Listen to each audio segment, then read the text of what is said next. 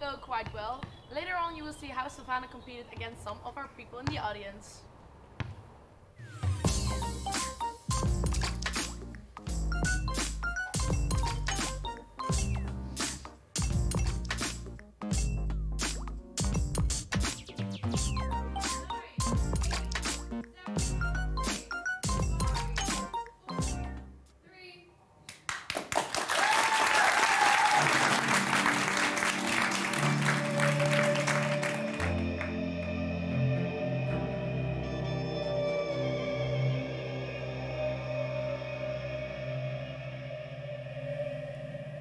Welcome to Delusionals and welcome to Uncover. My name is Femke. And I am Sophie, and we will be your host in today's episode called My Service.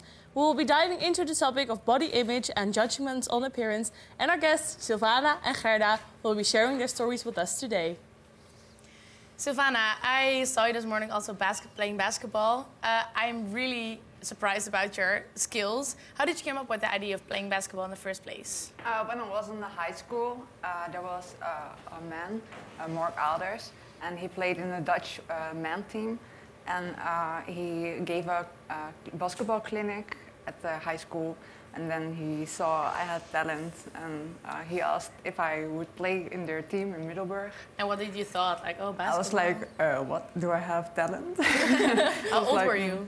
I was 16 years old. Oh, okay. Yeah. And how did basketball benefit your life eventually?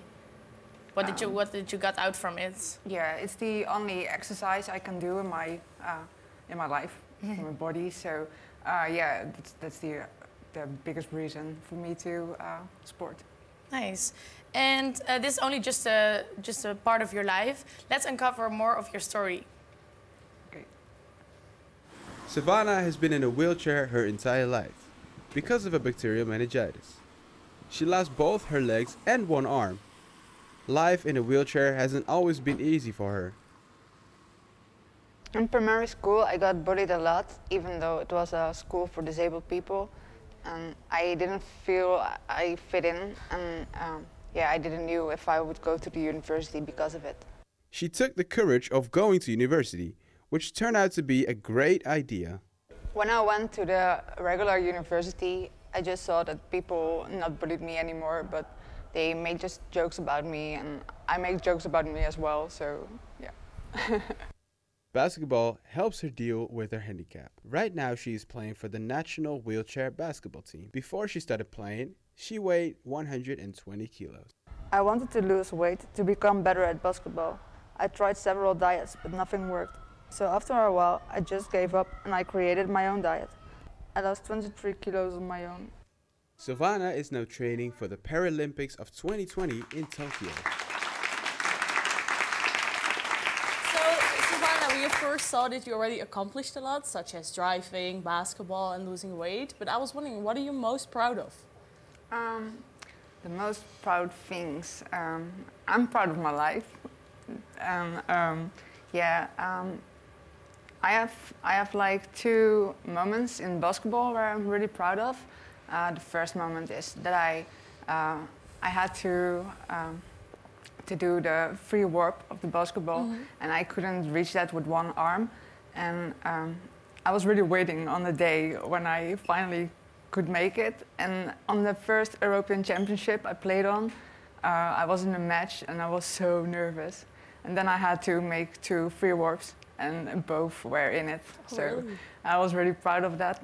And another moment was that a guy said like, yeah, she had just one hand, so just let her shoot. And then I shoot, and I scored. So that was really cool. Yeah. Yeah, look at me. Yeah, Yeah. exactly. And like for guys spoken, are you dating as well? Are you have time for dating? Yes, I do. Yes? Yeah. Okay, that's really nice. And is there something you want to accomplish in the future? Because you have already accomplished like a lot. Is there really one specific thing you want to accomplish? Yeah, I really want to organize my events and Like sports event or only basketball events? music events. I really like music events. Okay. Yeah, so maybe I can combine it with sport. So how do you see it, like with DJs and or what kind of music? I really like DJs, but I will also like I will also just watch what the audience like to see. Yeah. Okay, well, maybe we go there in the future. Yeah, great plans for the future. So being judged by your parents can not only make it harder to reach your sports goals, but also to develop a positive body image. Here are some insights on body image. 85% of all people have self-esteem deficit. You are either born with it or without it. True or false? False. Self-confidence is like a skill. You can develop it and conquer it. Smart, talented, or successful people are confident. True or false? False. Self-confidence is not based on status, gifts, or looks. People with high self-confidence are arrogant. True or false? False. The truth is that many people who suffer from arrogance are trying to cover their insecurities. Which country do you think has the highest appearance satisfaction rate? Mexico. According to the most experts, self-esteem increases as people get older and appears to be higher in men than women globally. Building confidence is a journey, not a destination. To become more confident, you must be passionate in your pursuit of a greater future.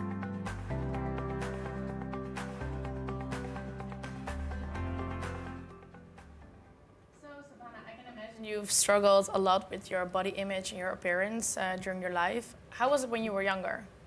When I was younger, I didn't accept it for myself, and I got bullied a lot, so that didn't help as well. Mm-hmm. And What did they bully you about? because I didn't have legs and missed an arm, and yeah, I was not the normal being. So, and that's why they bullied a lot, and because of my weight. Okay, and what did you do when people like make jokes about your appearance? When I was younger, I always started just to cry and just kind of walk away. And yeah, now when I'm older, I don't see it like that anymore. Is there like maybe a difference that children don't see it in the way like adults do? Yeah, I guess. Yeah. Because in high school it went less, right, the bullying. Yeah, kids just say what they think, and older people they just think before they say something. I guess that's the biggest difference. But do you ever experience that you are being judged by adults? Does that ever happen to you sometimes? Or do you feel that people maybe look at you or whatsoever? Not really. No, They, not really. no, they will help me a lot, even when I don't need help. And how does that make you feel? Like, do you feel like, oh, people think I'm in a wheelchair, so I need help, but you know from yourself that you don't need it? Does that make you feel like maybe like I can do it on my own, so maybe a little bit angry? It makes me feel better now, and even when I think now, like when I was young and I started to cry, I think like, why did I do that? Mm-hmm. Because yeah, I didn't understand it as well. Yeah, and you see yourself as a person who doesn't have any limits Yeah. because you want to do everything by yourself. But are there situations where there are limits, or people you have limits that people are not aware of? Not really. No? No. There are also like, are buttons not like high for you, or like for the elevator, or Yeah, sometimes. like traffic, public transportation? Sometimes. For example, on my school, sometimes the elevator doesn't work. But then I just call my mates of my class and they will help me out. And I just walk. How did they help you out? I just walk the stairs on my own, Oh, really? and they Really? lift my wheelchair. Oh, really? Yeah. So like personal assistants all Yeah. around you. Yeah. That's So- nice. Yeah, so another limitation when playing basketball is in a wheelchair might be that your opponents are able to walk and therefore come close to the basket. We asked our audience to compete against Silvana.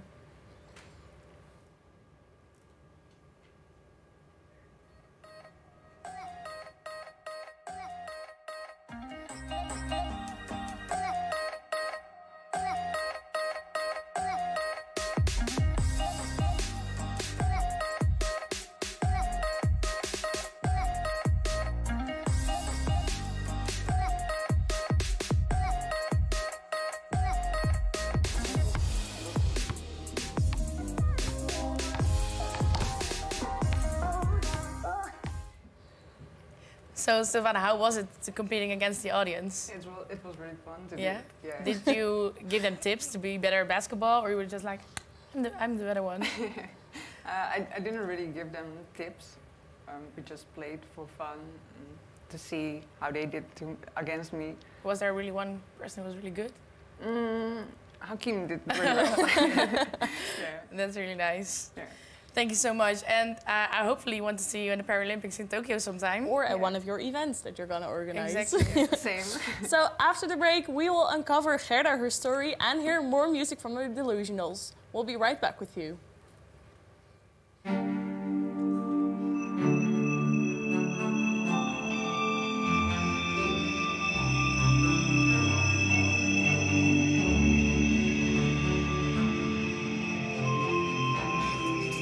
With the amount of products we have, you can be certain that you'll find exactly what you need.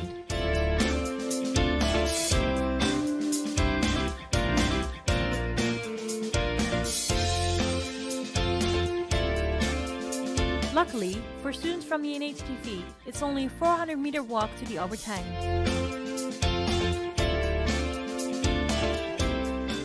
We hope to see you soon at Albertijn Brabantplein.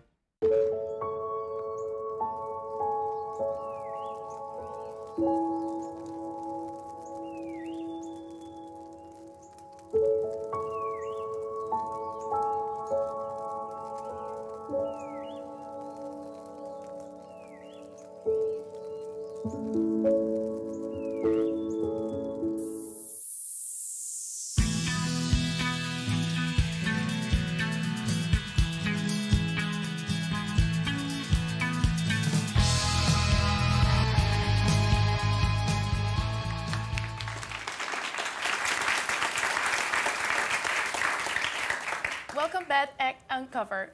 The show is all about uncovering inspirational stories. So far, we already had one story about Savannah. Let's uncover some more. Our second guest is Gerda. She has had a rough youth and therefore created an addiction for food. A couple of weeks ago, we visited Gerda and learned more about her story.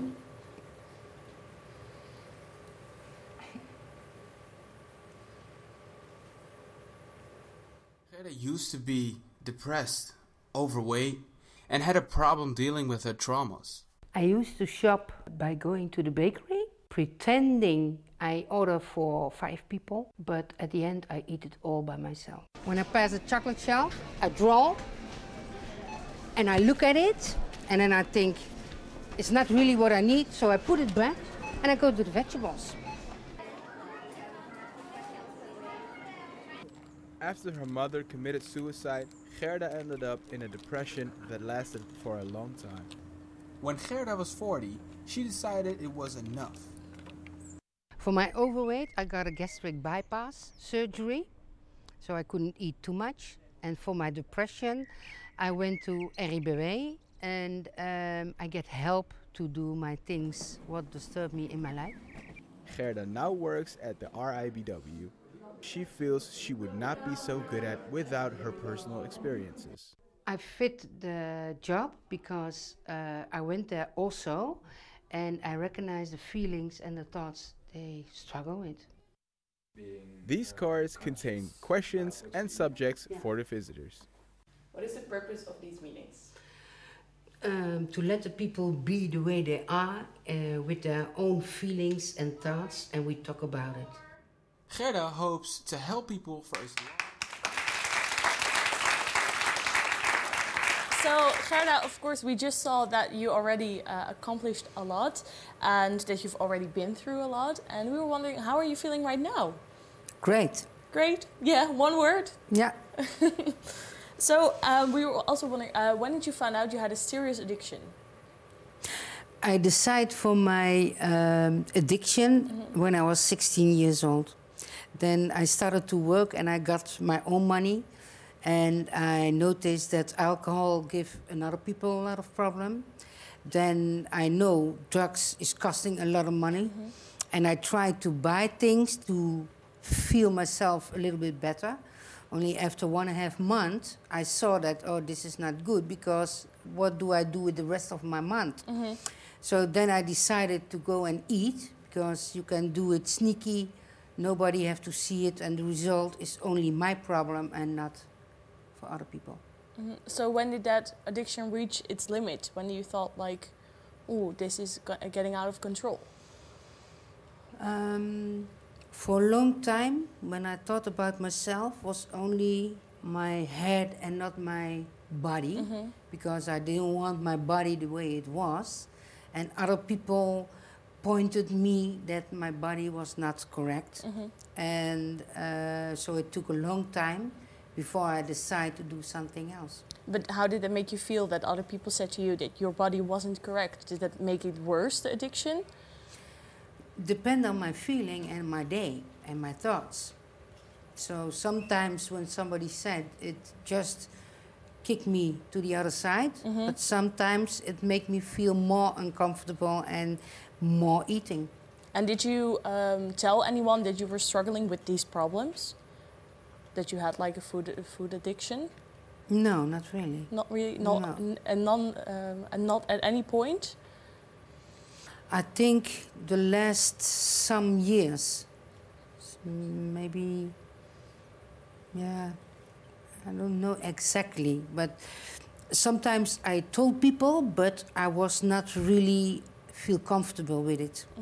So people saw I had a big body. I weighed 181 kilos, and I try a lot of diets and sports and things, but later I find out that the way I saw myself was not that nice. I was not nice to myself, to other people, and I needed to change that. Yeah. And you're a mother of 3 sons right now. Your trauma, your depression, and your eating habits started all by the trauma of your mother. How was it for you that you were pregnant for the first time, you became a mother for the first time? A lot of things happened in my youth, not only the death of my mother, but before also. And I was controlled by my father by eating, sleeping, taking shower, going out, talking. So I decided that when I have kids, I want them to make their own decision, because I was 40 years old before I was thinking about taking my own decisions with a good feeling. Before I took decisions, but I always told myself that, oh, you see, it's not correct because this happened, that happened. But later I find out that when I was a little bit softer for myself, then I didn't punish myself, so the eating disorder was going a little bit less. And I teach my kids to make their own choices. And I did it by purpose, that I tried to, what if somebody at school take that thing, how would you react? And what, for example, did you say to them when they were little? My son, he was around 6 or 7, and in that time we have Dayblade. And his color, his favorite color was blue. And he wanted to take a green one. So I tried to push him to take the blue one. And after 4 or 5 times, he said, Mom, I want this green one. Then I think, okay, if you go like this to school, nobody else can bully you because you have the different color. He was standing for his choice, and that was what I wanted. So you gave your sons like a good of self-image, that they're proud of what they brought to school. But also with eating, did you teach them? I never stopped them eating something. For me, it was controlled. I didn't recognize if I was hungry, if it was later on, if it was my feeling or my thought or my member and remembering. And so for my kids, I let them eat all what they want. Only I told them sometimes that maybe it's better you take that instead of that. And you can manipulate. Did you think they look up to you about what you achieved by lose weight, that they are like aware of what you've been through? Yeah, for sure. When I lost weight, I did an operation and I lost 80-something kilos. And when I get 50, then the 3 kids were standing in front of me. Yeah. And they were singing for me and telling me that they were proud of me. Yeah.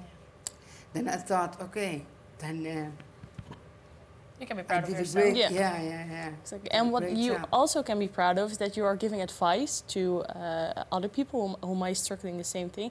And we asked the viewers at home to tell us their story, and we were wondering if you would like to give them some advice. So we have 2 stories. Would you like to do that? Yeah, sometimes advice, sometimes it's better to just listen than to give advice. Yeah, that's true. We have 2 stories. Maybe we can just listen to them, or you can decide if you want to give advice to them. So the first one is, Dear Gerda, I think my best friend has an eating disorder. I notice she skips meals and she takes laxatives to lose weight. I have tried talking to her and offering her help, but she just pushes me away. I worry about her. How can I help her? First thing I think is, okay, you think she have a problem. Did you ever ask her if she have a problem? And for me, it was very important that people just listen to me without judgment. Sometimes you ask something and you can hear the judgment.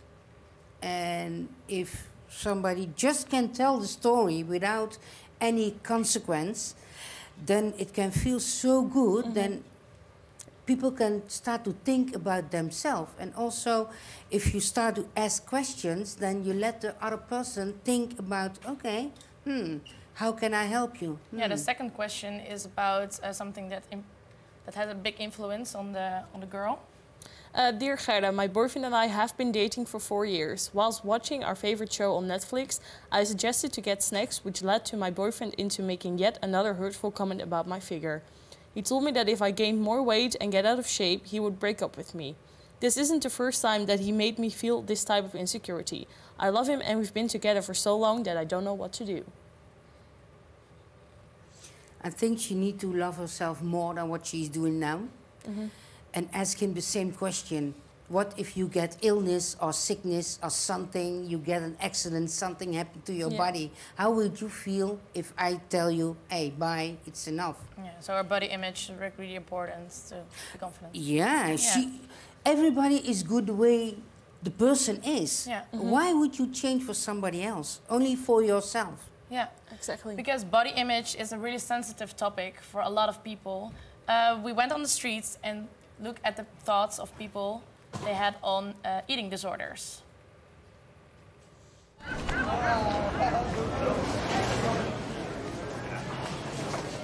There are a lot of stereotypes and negative words being said about eating disorders.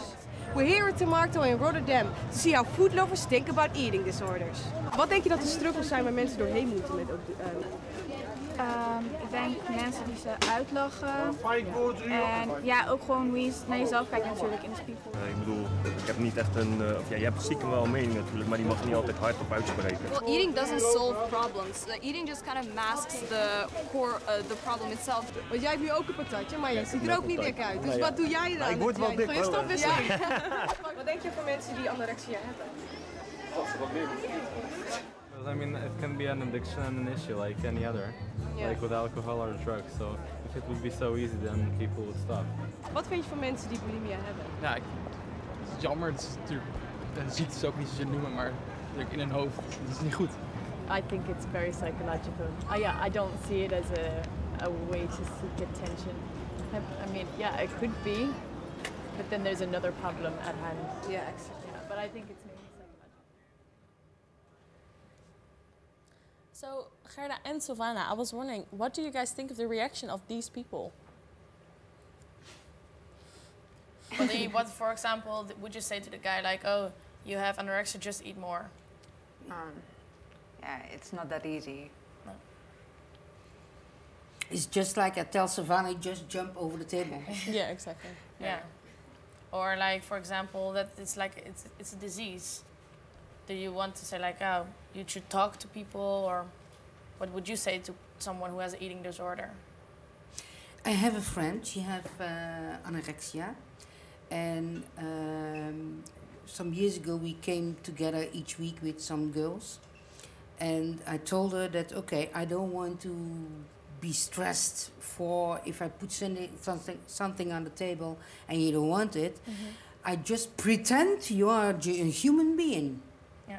So if I serve a cookie, Doesn't matter if somebody have no legs or somebody is skin or fat or... Just do the way you do. Just be normal like to anybody. Okay. Well, we would like to both thank you so much for your story, and we wish you the best of luck in the future. And next up, we have a performance of the Delusionals.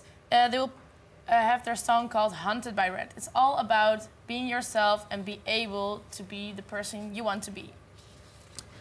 So, welcome to Delusionals. First of all, yeah, thank you for being here. And we were wondering, how did you guys came up with this song?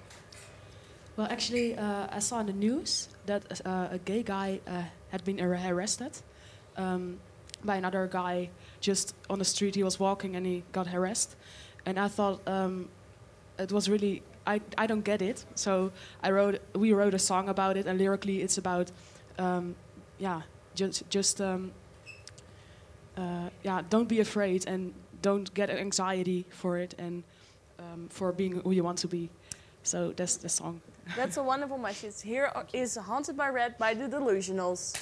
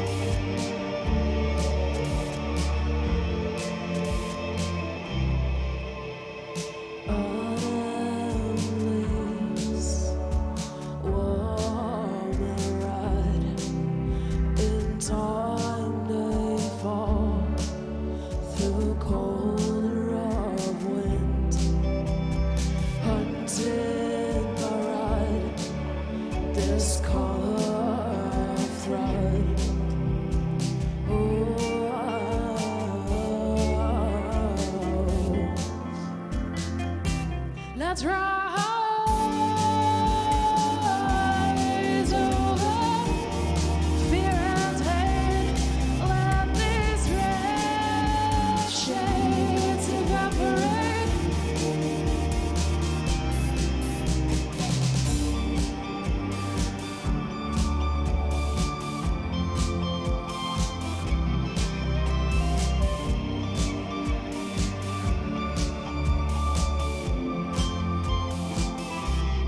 There's this fire blazing, the entirety is raising.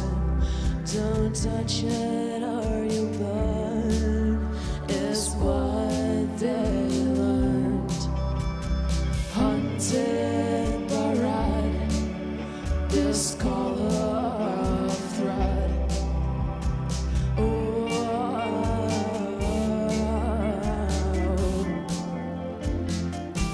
Let's rise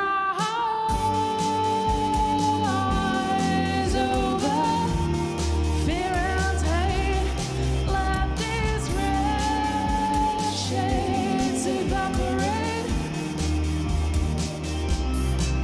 Don't let them tell you how to live. Don't let them tell.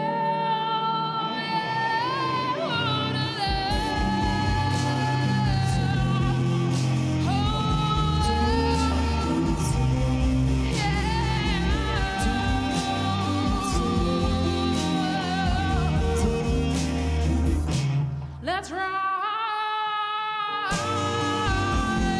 over. Let these red shades evaporate.